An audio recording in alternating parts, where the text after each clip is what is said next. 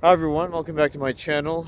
Today I'm going to be talking about Small Town, a short story by Philip K. Dick, which was published in 1954.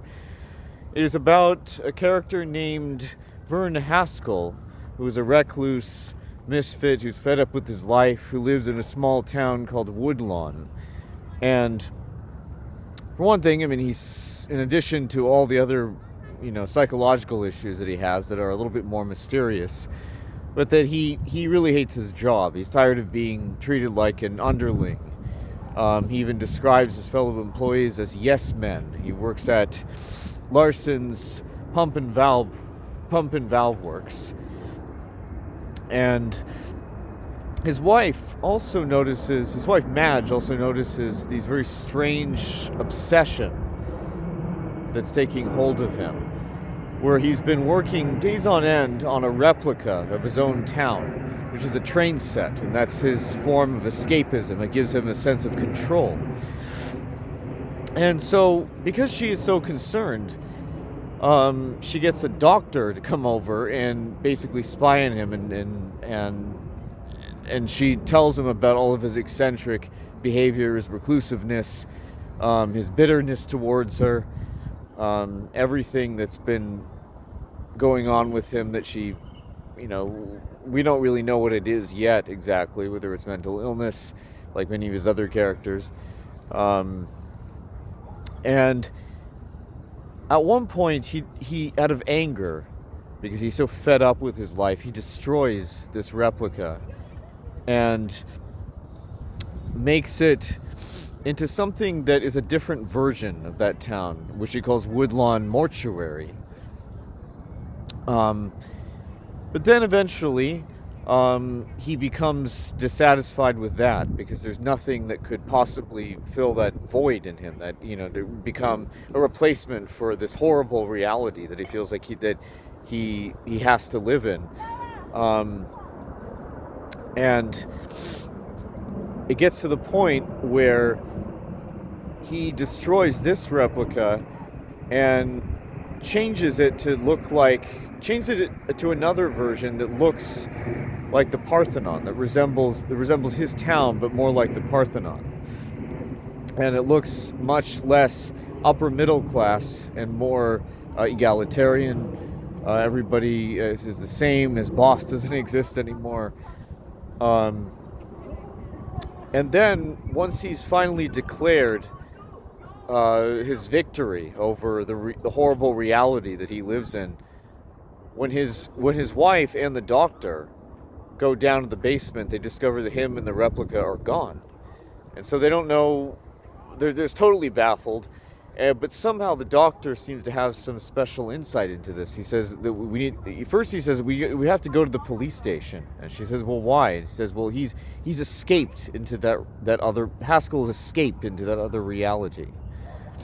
The mind is able to create its own reality. So other than this very metaphysical explanation, we never really know or understand how he's really able to do this. If he has some kind of special powers, or whether it's a story like Groundhog Day, where it's just more of a fantasy where you suspend disbelief. But on the way to the police station, they find out that everything in the real town looks like the latest replica that he created, that is supposed to resemble the Parthenon. And when they get to the police station, which looks like basically one of the ancient Greek marble relics, the monumental places, they see 4 police officers approaching them, and then that's the end of the story. So what I love the most about this story is that it's very much the kind of feeling you get when you try to imagine an old man telling a story at the campfire, right? It's that almost like this kind of, in some ways, this Ernest Hemingway-esque and very relaxing, very well structured, even though many of the sentences are not like terribly descriptive, somehow you don't feel like anything is being left out. And there's another key thing to me, which I think generally applies to music, but you could apply here, which is polyphony, right? And in this case, it's about there being different emotional layers to something. And there's one scene that actually I forgot to mention as I was summarizing the story, that when they're in the basement looking at one of his replicas, and after the first stage of transformation, when it's changed into the mortuary,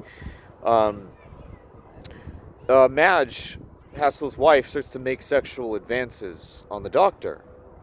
And so that's an example of like all these different emotional layers to a scene that would not be normal for most writers to choose. If you really think about it, imagine a woman making sexual advances on the doctor in a dark basement with a replica before them, and the replica is created by this obsessive, reclusive maniac. All of those are choices that only Philip K. Dick could think of, because it creates this strange, almost very dissonant combination of like chills in your spine, but also satire, a sense of humor, and also a kind of a combination of that and absurdism. And that's something. This is the kind of thing that's missing from a lot of science fiction that I've seen, is an understanding how to create vignettes, or understanding how people interact with each other, how they function with each other, and then noticing odd or interesting things about people.